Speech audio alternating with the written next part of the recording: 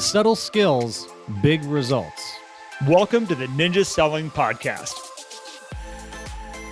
Welcome back, ninjas, to the Ninja Selling Podcast. I'm Matt, he's Garrett, and we have another great episode for you today.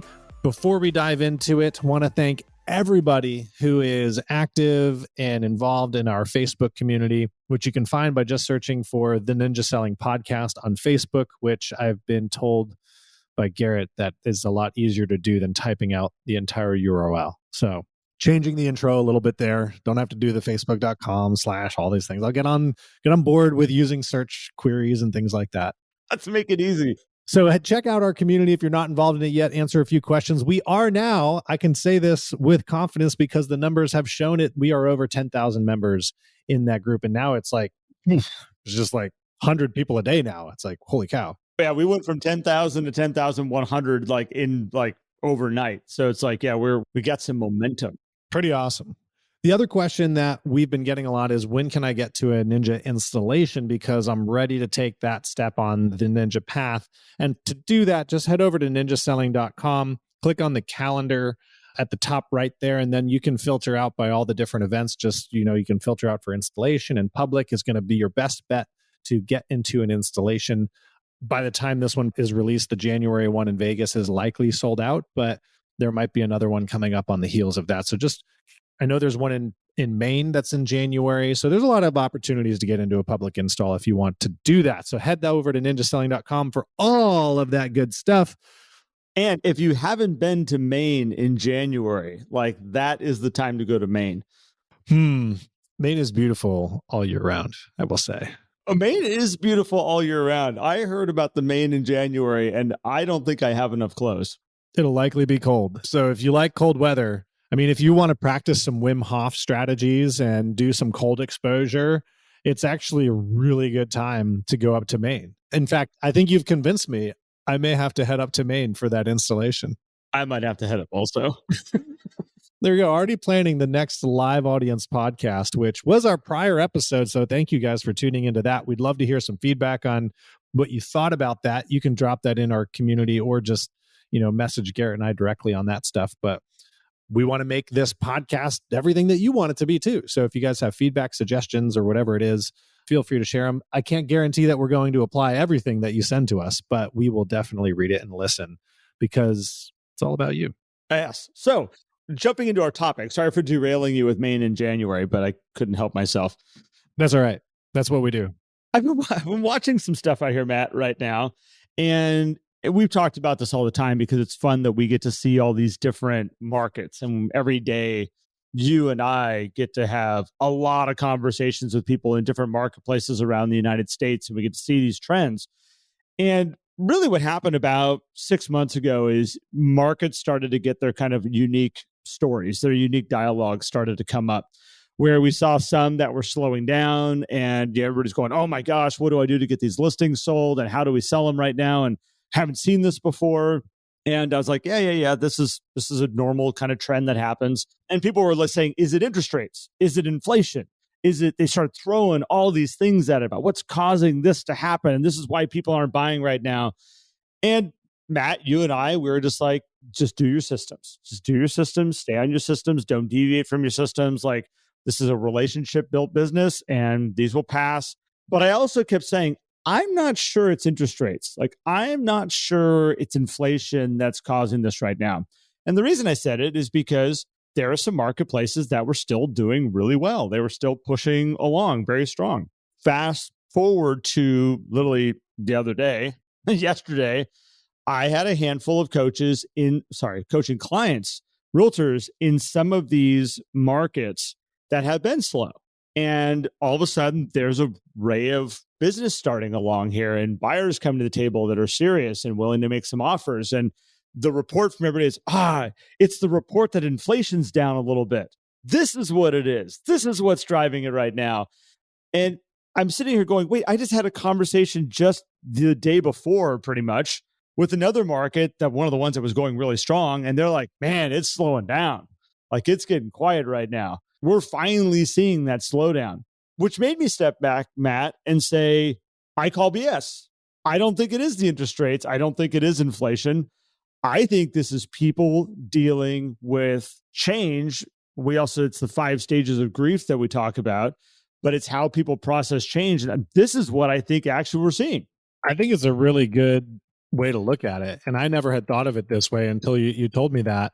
But like you, I was like, well, there are parts of this where it's like, okay, maybe interest rates will hold back somebody who doesn't have enough pain or pleasure to make a move, but how much of the market is that really when we look at the statistics? And then what are the statistics really based off of in the first place? And what are we comparing them to? Because I look at this year, 2022, as a pretty strong year for real estate. I mean, compared to 2021, it's like, oh, but compared to every other year on the average, it's a good year. Even this past period, so you're like, oh, well, it's the end of the year. That's the problem for 2022. And I'm like, what are you talking about? Because in a lot of markets, like, things are still happening at a good pace, not nearly the pace of last year. Agreed. But still at a pretty darn good pace, considering where home prices are compared to 2-3 years ago. And I do think that you're absolutely right. As we now see kind of coming in, we're recording this, right before Thanksgiving, coming into this season, I will not be surprised if showing activity increases going into December and all these things as buyers and sellers complete the process of going through these 5 stages and saying, you know what, I'm not going to let now this situation of the marketplace hold me back from achieving the lifestyle that I want to have. And as realtors, it's our job to help people find clarity on that, not to get them to do anything, but so they can make the best decision for them with that clarity. But it's really hard when you're in the, I would say that this period, thinking back on it now, Garrett, that everybody was spending a lot of time in that first stage, denial, right? Oh, how many months did we spend in denial of these things are going to impact, or just kind of creating the idea of like, well, this is why this is happening without actually thinking about anything else. It's just, oh, that news report there. Yeah, I'm going to use that as the reason why people are not doing anything. Right. And it's kind of ridiculous when you think about it.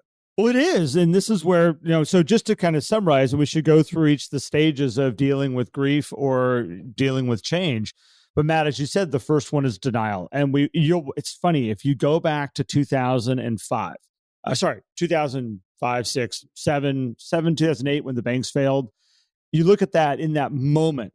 First stage, everybody went to is denial, and everybody threw the handbrakes. They all stopped and went, whoa, like, what's going on? We can't do anything. Hunker down. Oh my gosh, this is not okay. When COVID hit, everybody threw the brakes and said, whoa, hunker down. What's going on? This is scary. Not sure what this is. Denial about what it really meant. The first couple, I'd say week or two that we were being told this is what's going on. Denial, denial, denial. This can't be happening. Everything's going to be fine. Move along. Yeah. Or just like, oh my gosh, this can't be happening. I need to not do anything. I mean, it's kind of like a very fast pace.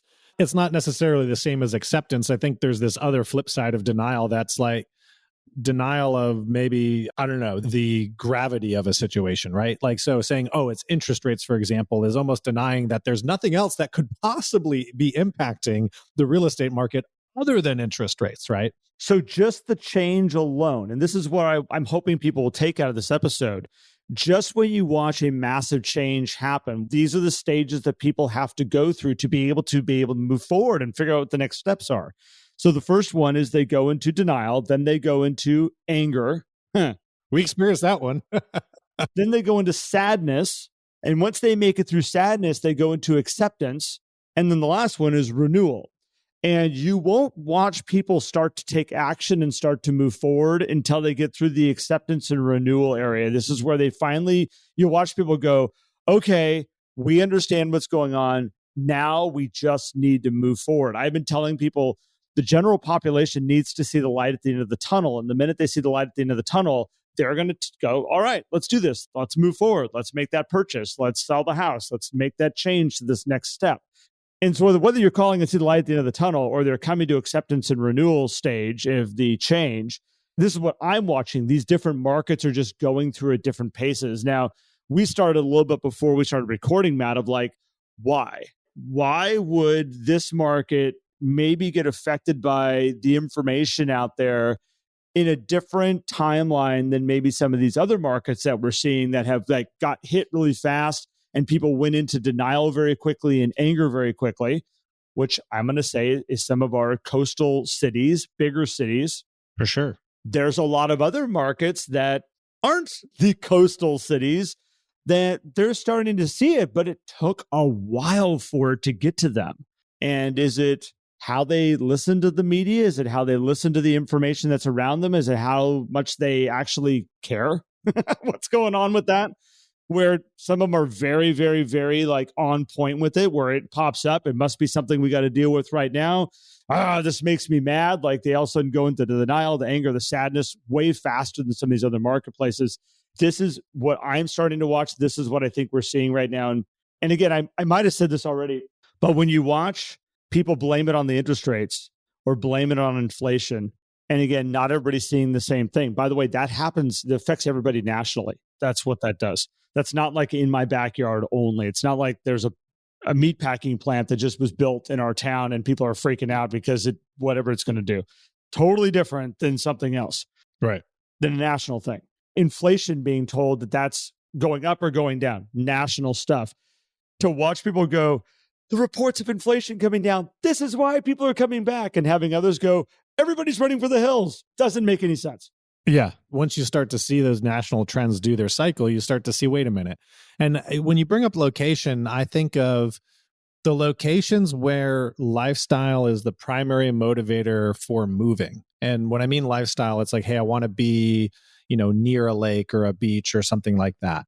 Those are the communities and cities and counties and towns that I think have kind of flattened this 5 stages and have not experienced similarities to cities and areas that are driven by relocation for jobs or proximity to schools or things like that, where those things become more important for the location than the lifestyle. I mean, we talk about this in the buyer and seller processes. We need to have people focused on why they want to move, which is primarily a lifestyle evaluation versus a financial evaluation. And so if we keep that focus on there, and then those cities that are focused on lifestyle, they experience it. So the lifestyle locations seem to weather this way better than locations that are not necessarily lifestyle primarily driving. And so maybe it's those places pay more attention to headlines and news and look for those reasons as to why a market's moving a certain way. Whereas someone who's focused on like, yeah, I want to live here because this is what I do. Maybe they're not as focused on the news. I don't know.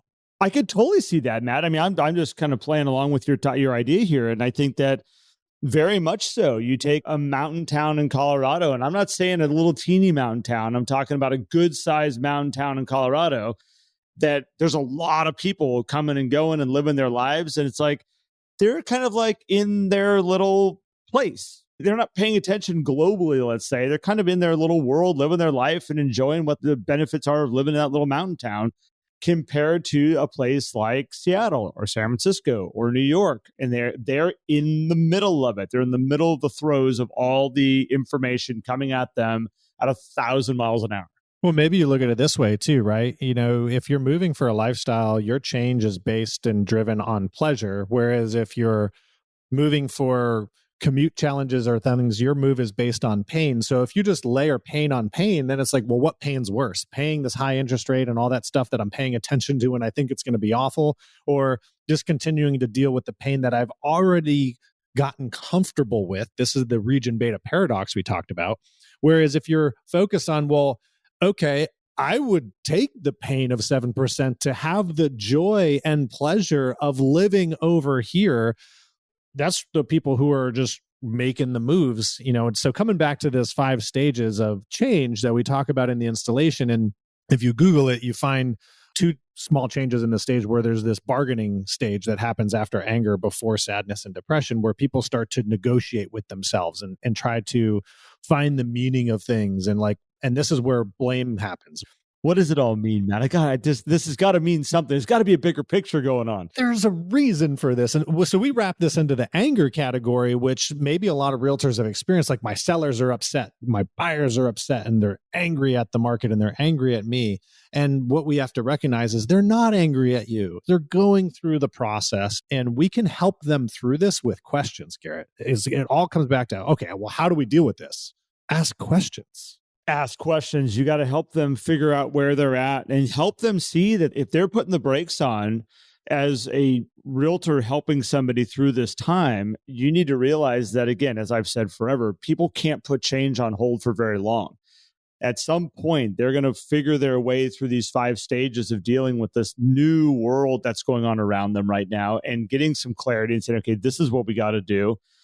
All of you sitting out there going like, no one's ever going to buy or sell homes ever again, or, oh my gosh, it's not possible. It's like, it's not how it works. It's not these things like interest rates and inflation and whatnot that makes this so people buy and sell real estate. It is fundamental life changes that they're dealing with. And the minute you understand that and you get really clear on it, you can look at a database and say, okay, I have a predictable business going forward because of just how humans work. It's just how they work. Yes, there are these things that will creep up that cause confusion for people, which make them kind of run and hide, which is what we just went through. It'll happen. And it's going to happen again. It is going to happen again. I guarantee you, anybody who's listening to this right now that is a realtor in the next 10 years or owns a business in the next 10 years, there's going to be another moment where we're going to go, what's going to happen? What does this mean for the future? How are we going to continue to move forward? And all of a sudden, you're going to realize people are people and they have to move forward. It's what we do. It's how we function as a society. We grow and we adapt and we move and we bob and we weave. And it's just going to continue to happen over and over again. But if you understand it, you can sleep peacefully at night. You can just sit back and say, I'm just going to continue to do my systems. I'm just going to continue to do the things that put me around people, help me build these relationships, help me understand where they need to go and what they're trying to accomplish. And then you can go down and you can put your head on your pillow and you can sleep your nice slumber, come back refreshed and do it again the next day. And guess what? At some point, just like we're watching right now, you're going to have people calling you up going, how do we do this? Where do we go? And you're going to come to your coach. You're going to be like, it's inflation. It's the lower reports on inflation. Or you're going to be like, people got to the acceptance and renewal stage and we're now moving forward. Yeah. The inflation one is interesting because blaming and using that as the reasoning, which is very real, by the way. I'm not saying inflation isn't real. I go to the grocery store, I go to the gas pump, and I am not happy with what I see. That said, those necessarily aren't the things that will hold people back from making a buying and selling decision as much as maybe an interest rate would. At the same time, if people are in the acceptance or renewal stage, they're going to deal with whatever they have. However, watch out for the scales getting tipped in your favor, because what interest rate changes do is an immediate adjustment to buying power, right? But if somebody is still stuck in denial, anger, it doesn't matter what happens with the interest rates. They're still back there and like, well, but it's not 2.5%, right? Well, the prices are now so high, it doesn't matter where the interest rates are. That's where you find those people. But if you have somebody in the acceptance and renewal stage, that will be a great driver to helping them take incredible action. But if you yourself as a realtor are not there, and I think we have to take a moment and look at our own processing of this and say, hey, are we going through these stages? Am I stuck in a sadness and depressive state here? Am I stuck in an anger state where I'm trying to blame everybody, every article, every geopolitical, socioeconomic thing that I can find, instead of actually saying, you know what? I haven't been in flow with my people. And maybe that's why I'm not seeing what I'm seeing. Well, if you look at it, and also as you're sitting here, Matt, I'm thinking about this report that just came out. So again, we're a little delayed here with you. So if you're listening to this, we're a couple of weeks off of where we're at right now. And the report just came out and said, oh, these lower inflation rate numbers. I think it's interesting because for most of us, general population, I don't think they've been able to see that yet because my gas prices are still through the roof. I went out to dinner the other night and it was way more expensive than what it was a year ago sitting in that same restaurant. the actual day-to-day realizing the money that I have going out is not the same as the reports that come out saying inflation's on its way down. Great. I'm not seeing it yet. And I don't think any of the general population is seeing it yet. Also, it's still high comparatively. It is still high.